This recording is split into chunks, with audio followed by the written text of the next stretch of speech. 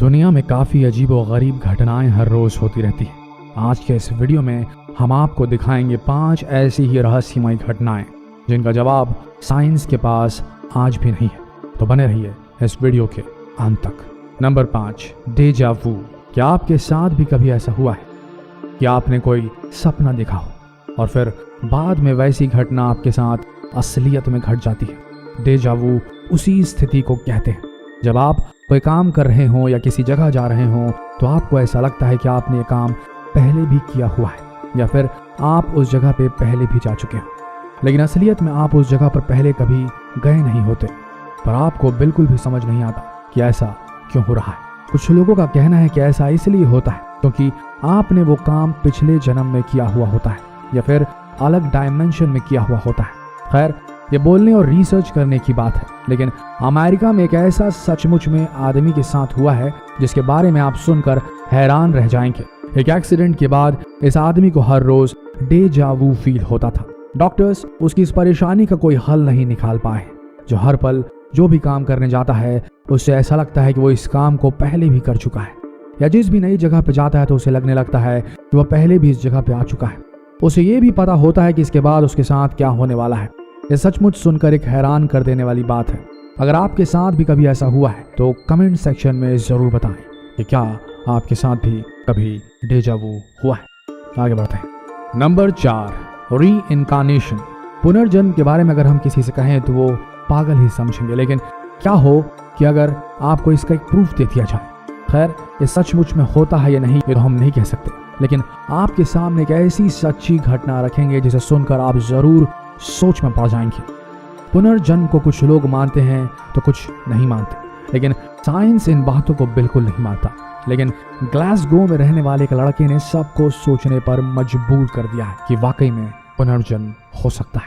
Cameroon नाम का यह लड़का सिर्फ 3 साल की उम्र का है। 3 साल की उम्र में जब बच्चों को अपना नाम तक बोलना नहीं आता, उस उम्र में यह लड़का एक ऐसे आइलैंड के बारे में अपने माँ बाप को बताने लगा जिसके बारे में किसी को कुछ नहीं पता था। उसका कहना है कि वो उस आइलैंड पर अपने माता पिता और भाई बहनों के साथ रहता था और उसके पिता किसी रोड एक्सीडेंट में मारे गए। सिर्फ इतना ही नहीं, बल्कि उसने उस जगह के बारे में और कई सारी चीजें बताएं जो एक 3 साल का बच्चा कभी नहीं बता सकता। और ये सारी बातें उसने कैमरे के सामने बताई, यानी कि इन्वेस्टिगेशन टीम के सामने उसने उसके पहले जन्म में कुत्ते का नाम तक बताया और उसके आजू बाजू के लोगों का भी। यह बात कितनी सच है या झूठ, इस बात को पता लगाने के लिए इन्वेस्टिगेशन टीम कैमरून की मां को लेकर उस आइलैंड पर गई तो उन्हें वो जगह बिल्कुल वैसे ही मिली जैसे कैमरून ने बताया था। ये देखकर वहां सब लोगों के होश उड़ गए और सब लोग सोच में पड़ गए कि क्या वाकई में पुनर्जन्म मुमकिन है। अगर नहीं तो फिर कैमरून जैसे छोटे बच्चों को ऐसी जगह के बारे में कैसे पता था जहां वो कभी गया नहीं था। इस बात को देखकर उसके माँ बाप और साइंटिस्ट दोनों हैरान थे। तो क्या आप री-इनकार्नेशन या पुनर्जन्म पर विश्वास रखते हैं? अगर हाँ तो कमेंट सेक्शन में जरूर लिखें। आगे बढ़ते हैं। Number 3, ancient design. आपने कई सारे पुराने किले और जगहें देखी होंगी, लेकिन अब जो आप देखने वाले हैं वो और सिर्फ कोई पुरानी कारीगरी नहीं बल्कि ये बड़ी डिजाइन जो आप देख रहे हैं ये सैटेलाइट द्वारा ली गई पृथ्वी की तस्वीरें हैं। ये तस्वीरें सैटेलाइट ने ली हैं जिन्हें आप गूगल मैप्स में भी देख सकते हैं। ये तस्वीरें देखने के बाद बहुत अजीबोगरीब डिजाइन्स लगती हैं, लेकिन ये किसने बनाई ये किसी को नहीं पता।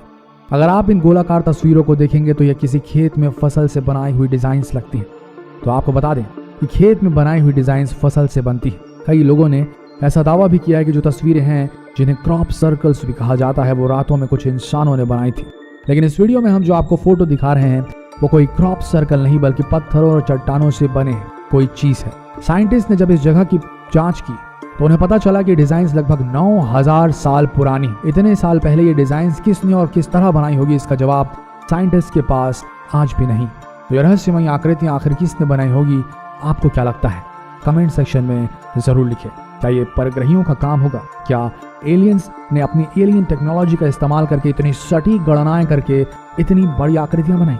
कमेंट सेक्शन में जरूर बताएं। आगे बढ़ते हैं। Number 2, hexagon tornado. पृथ्वी पर कई बार बड़े बड़े तूफान आते हैं जो बहुत बड़े और खतरनाक होते हैं। नासा के कैसिनी मिशन के दौरान एक ऑर्बिटर को सैटर्न पर तस्वीरें लेने के लिए भेजा गया था। यह हमारे लंबे स्पेस मिशंस में से एक था जिसने अपने काम से वैज्ञानिकों को काफी सारी इंफॉर्मेशन दी थी। कैसिनी अपने सफर के दौरान जब सैटर्न के पास गया तो हमें वहां की इमेजेस भेजने लगा। तब सैटर्न पे एक ऐसी चीज मिली जिसने सबके होश उड़ा दिए। सैटर्न के नॉर्थ पोल के पास ऐसे कई सारे तूफान थे जो गोल न होकर हेक्सागन शेप के थे। अब सोच कर देखिए क्या ऐसे तूफान पृथ्वी पर कभी देखे गए? हेक्सागन शेप के तूफान इतने अजीब लगते हैं कि इन पर विश्वास करना बहुत मुश्किल हो रहा था कि आखिर कोई टोर्नेडो हेक्सागन शेप में कैसे हो सकता है। 13 साल तक तस्वीरें भेजने के बाद एक दिन कैसिनी सैटर्न के एटमॉस्फेयर में क्रैश हो गया, जिसकी वजह से साइंटिस्ट को उसके बाद कोई भी तस्वीर नहीं मिली। तो कैसिनी के इस महान काम के लिए एक लाइक तो जरूर बनता है। और जरा बताइए क्या लगता है आपको कि हेक्सागन शेप में कोई टोर्नेडो, कोई बवंडर बन सकता है? और अगर सैटर्न में ये बन रहा है, शनि ग्रह में ये बन रहा है, तो इसका कारण क्या हो सकता है?